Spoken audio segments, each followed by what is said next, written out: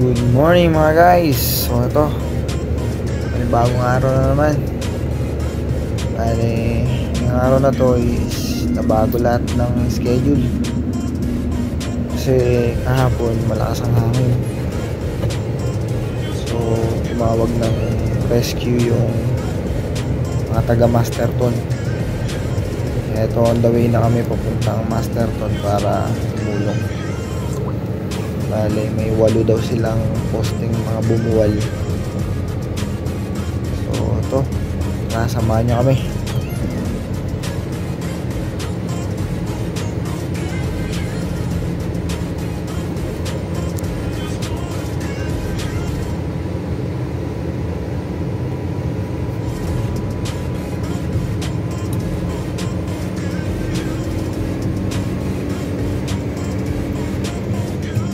O nga pala,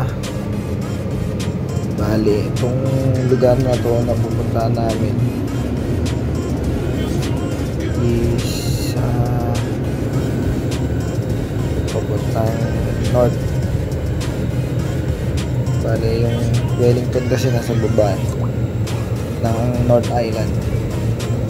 Bali pataas kang gano'n,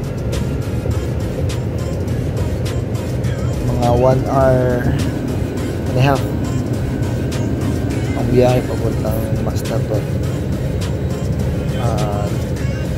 Office yun muna, magdun muna yung meet up para malalaman namin kung ano yung patrabaho.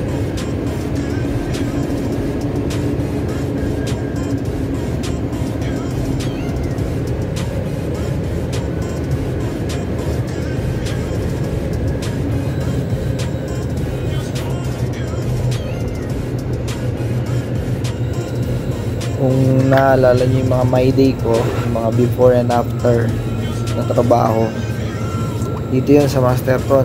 Hindi lang ako nag-upload. So ngayon, na-upload ko na yung daan papuntang Masterton para masaksihan nyo rin. Ang ganda.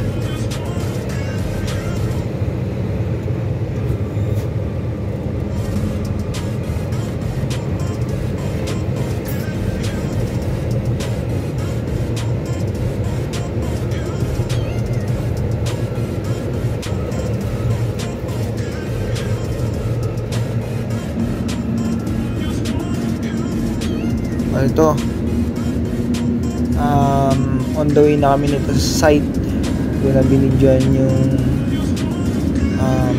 office ng Donor Masterton. So lahat na nakikita nyo na yan, mga farm, mga alaga nilang tupa, baka, saka kabayo. Bali uphill ang location ng aming site na pupuntahan. Probinsya na talaga siya kasi halos yung mga poste dito, mga walang street light na yung daan. Talagang liblib na lugar, pero ang ganda ng view. Ayan, ito yung mga pine tree na yan sa taas. Yun, mga pag nag full grown na siya, kakati na siya. Pagkakat nun, di-deliver sa China. Tapos papag-cut lang nila ng 2x2 o ano, para maging lumber. Yung kalbo na yan, naputol na yan. Yung bundok na yan, naputulan na nila ng pine tree. So pagkayari nilang putulan, tinataniman nila ng bago yun. So yun,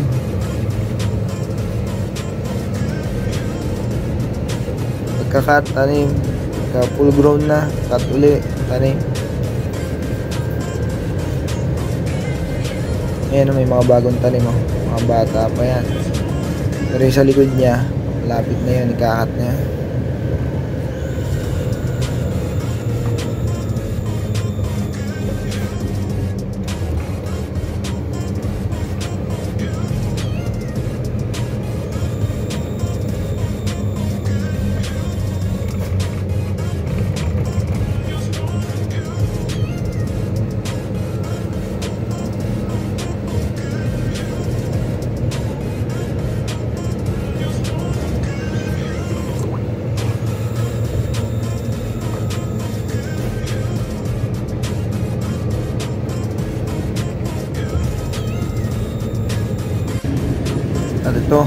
may isa ko sa mga puno na to, mga walang dahon pero buhay yan. Tutulog lang kasi katatapos lang ng winter, so spring na, naglalabasan na yung mga ano niya, usbong, bubuhay na ulit siya. So to, isa na ng rough road, bakit naman ang bundok.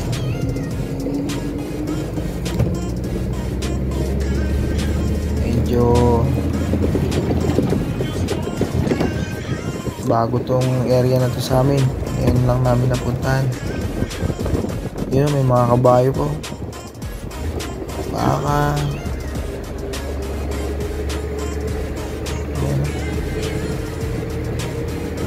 yung kalsada dito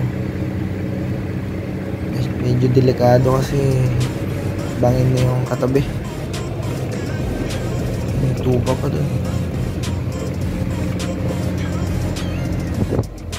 Yan o, baka kulay black. May mga sangang napuputol sa lakas ng hangin.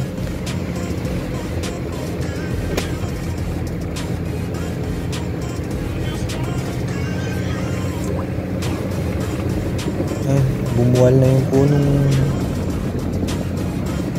sa gilid ng kalsada.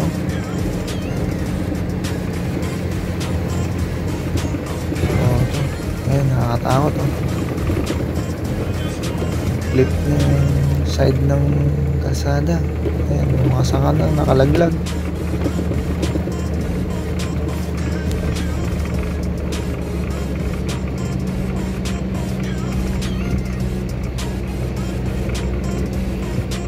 To, isa pa to, nagbagsakan na yung mga tuyong sanga. Malakas talaga yung hangin dito, mas malakas kahapon.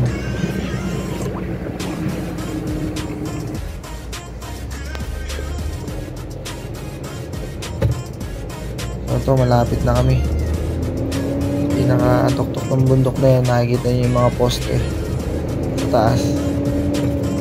Bali, doon yung area na pupuntahan namin. There's a youth there. Maybe the digger, eh?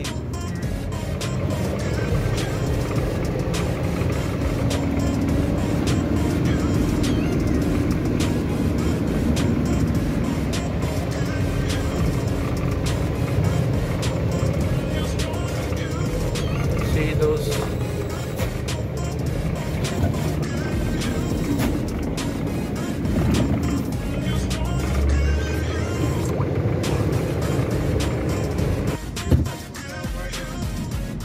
Oh, yeah. To, bale, sa lugar na to is nag-wire down sa lakas ng hangin.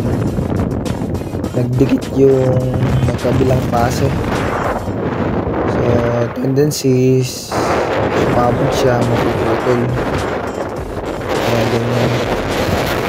So, pagputol niya, kabilang poste, doon, pwersa cross arm, kaya napilipit, nag-twist yung cross arm niya, nabasag yung poste tuloy. Ayun, naka-curve sa lakas ng hangin.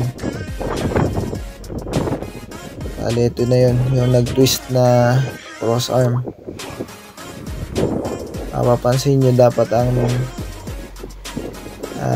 front niya is on the right side,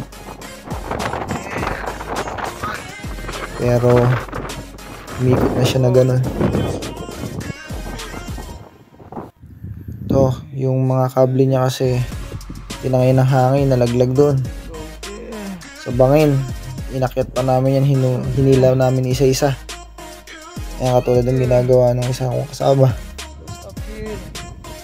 So to, the plan is idugtong muna namin yung kable. Pag naidugtong na namin, tsaka namin hihilahin.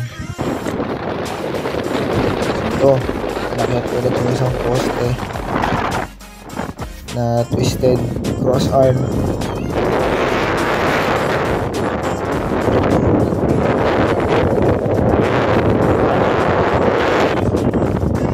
Doon.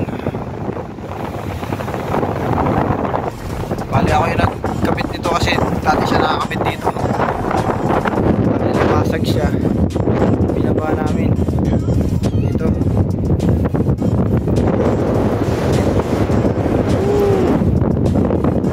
Taas lang oh. Maliit. Walang mag-isa. Ito ko.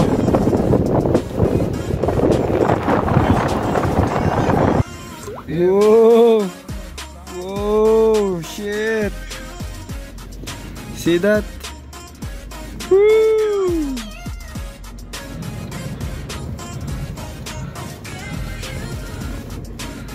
Damn!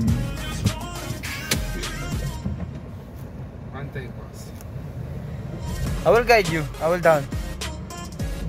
No one guiding? No one guiding.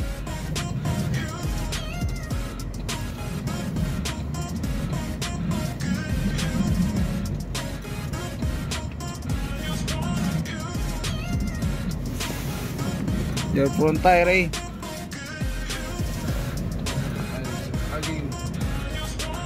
Hugging the wall.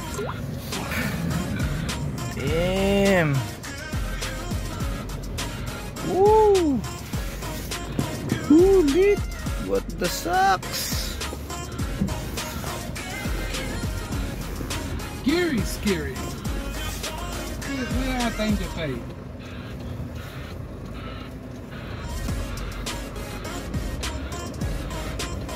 See? Narrow. And then here.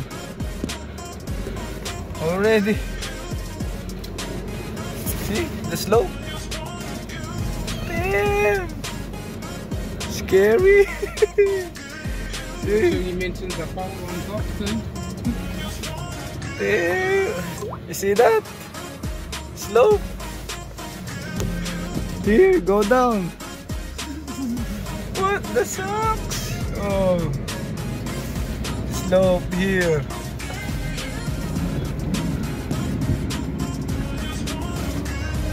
Damn. Scary. My balls is already on my head.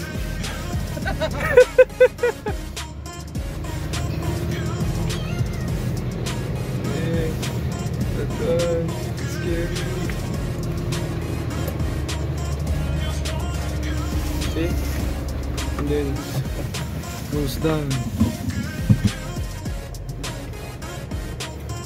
Slope there.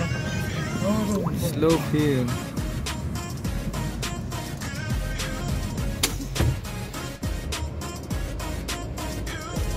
Rough road. Climbed. Uphill. See that? Cross arm or pole. Pole down on top of the hill. Ito mga guys, hindi na namin natapos yung trabaho kasi ng oras na rin.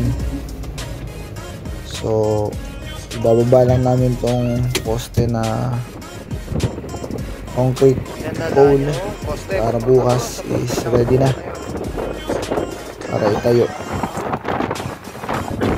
Yung isa kasi wire down lang, dito naman pole down, palit poste. Kailangan ng dozer para magkaroon ng daan o access para sa crane para itayo yung poste kasi uphill din siya oh. So yun mga guys, thank you for watching and have a great night. See you tomorrow. Bye.